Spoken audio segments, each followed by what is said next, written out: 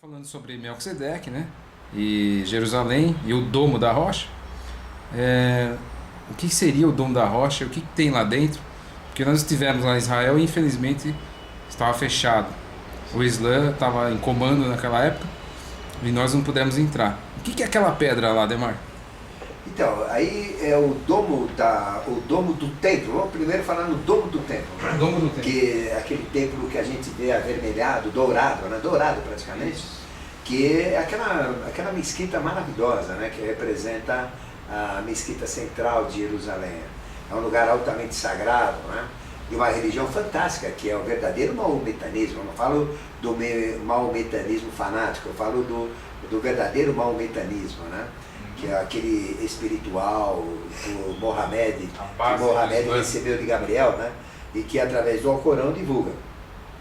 Então lá dentro tinha uma pedra. E aí vem essa pedra, né? Que fica lá dentro que nós não podemos ver. Porque só tem que ser muçulmano que entra lá dentro. Cheio de metralhadora.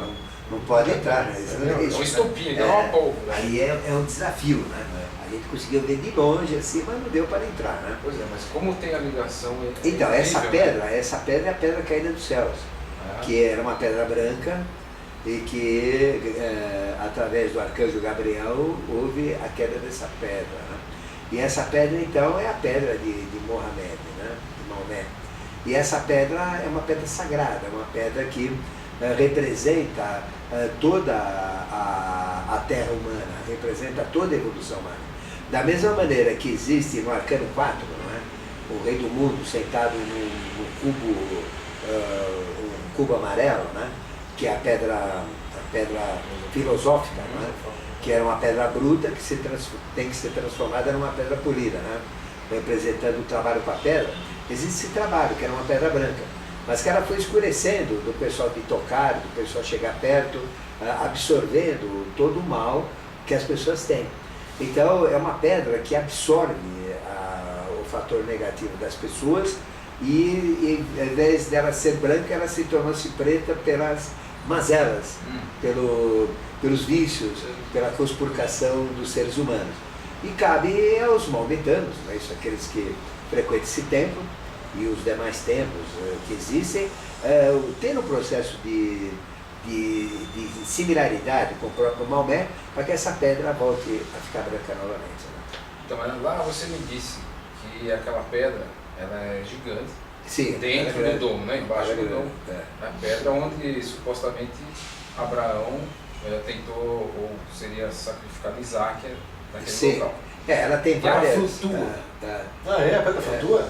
Ela tem capacidades mágicas, fantásticas, espirituais. Então, na realidade, aquela pedra é o que a gente chama de um portal.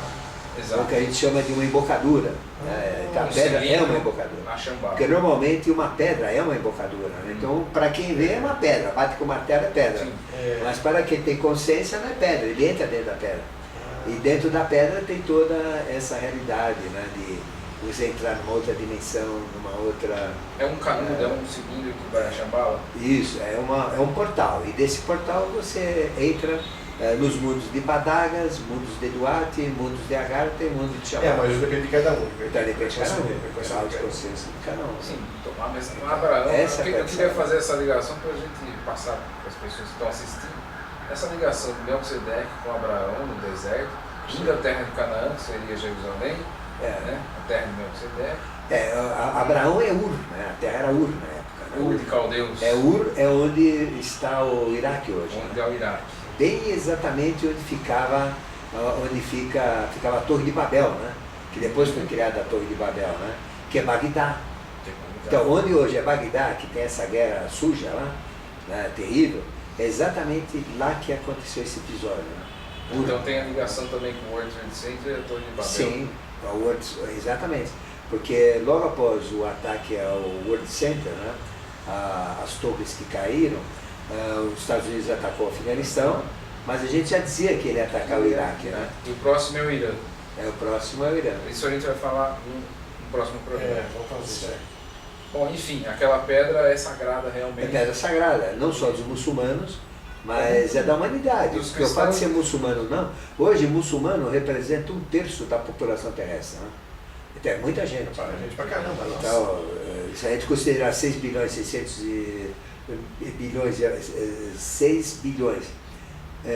600 milhões de habitantes, existem 2 bilhões e 200 milhões de muçulmanos. Então é uma religião que não é uma religião qualquer, é uma religião muito forte, né? E a maioria deles não é nem árabe, não são árabes, né? São de diversos povos, né? Inclusive de raça amarela, né? Descendentes de raça amarela. Né? Mas conta só um pouquinho sobre alguns detalhes a mais sobre essa pedra para o pessoal que não conhece como é que é, de repente, a fantasia dessa história toda, né? Pode deixar um pouco fantasiosa, mas as propriedades dela. Não, sempre que você tem que marcar algo, marcar uma evolução, você não tem uma pedra fundamental? Sim. Mas você lançar a pedra. Então, tudo isso no sagrado também tem. Porque tudo parte da pedra, porque da pedra vem o mineral, do mineral vem o vegetal, aí do começa vegetal a evolução toda, vem o animal, do animal vem o mineral, né? Então tudo parte da pedra, né? Então, por exemplo, se a gente for na tradição judaica, né? A gente teve aquele famoso sono sobre a pedra de Jacó, né?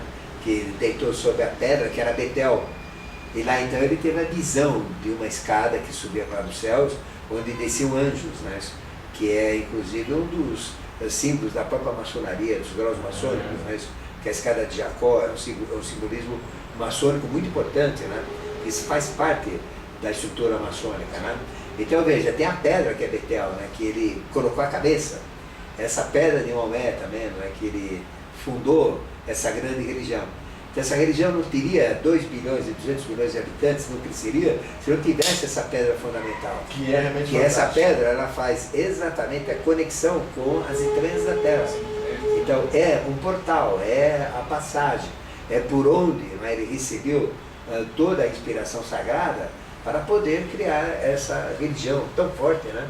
Que é o maometanismo. Toda a história judaica, cristã, judaica tem a pedra também. Daquela pedra. Sempre tem a pedra, sempre tem a pedra. E hoje o mundo gira em torno disso também, está aí o World Trade Center e os fundamentalistas e tudo girando em torno sempre da pedra de Abraão.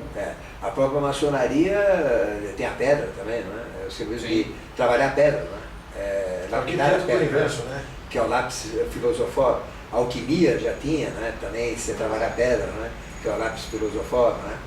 E a pedra, ela está ligada ao mistério do vitriol, que é o mistério alquímico, que vitriol quer dizer visita interior e terra, retificando em vênias, homine lapidem, né? Então, vitriol, né? Então quer dizer, visita o interior da terra e purificando-te, encontrarás a pedra sagrada. Então aí vem a pedra, né? Pedra sagrada, então, é sempre a pedra sagrada, é vitriol, né? Dos alquimistas. Visite interior de terra, retificando em vênias, omne lapidem, né? Que ela fala, lapidem, pedra, né? Então visite o interior da terra e purificando-te encontrarás a pedra sagrada, que representa a pedra. Então a pedra é o trono de Deus. Então Melquisedeque está sentado num trono de pedra, é verde, da cor de esmeralda. E sai toda uma luz verde em torno dele. Então é uma pedra, né? Então é uma figura que representa a pedra, né? O trono representa a pedra, né? E aí vem todo o simbolismo alquímico da pedra, né? E essa pedra nada mais é do que o graal também. Porque o graal não é uma taça metálica, é uma taça de pedra. Então o graal é pedra. E graal o que é? Graal na química é aquele almofariz, que é de cerâmica, né? Onde a gente tem aquele, que nem a gente faz caipirinha e esmaga o limão, né? Então o químico esmaga, mistura os sais para fazer alquimia, né? Os produtos químicos, né? Para fazer a magia ou alquimia no graal. Então o graal o que é? É a pedra onde é feita a alquimia humana, a transformação humana. Então por isso que toda grande religião, né? Como essa pedra Kaaba, né? Que a gente chama, né?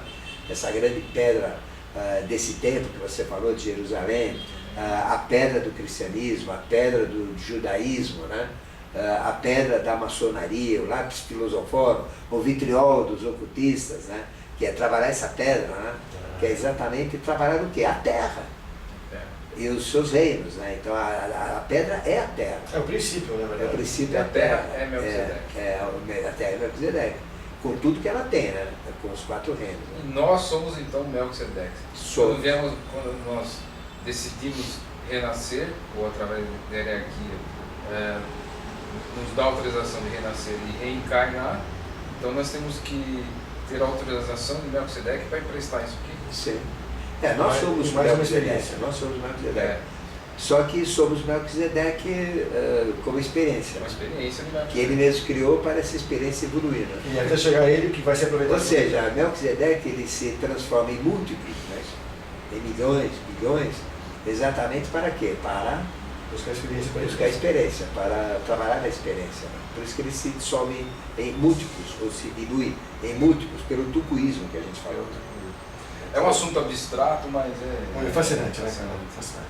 Bom, pessoal, então a gente ficou aqui com a Ademar Ramos que falou sobre a pedra, né, e tudo mais que a gente veio, essa filosofia toda muito gostosa, mas tem muito mais pela frente aí.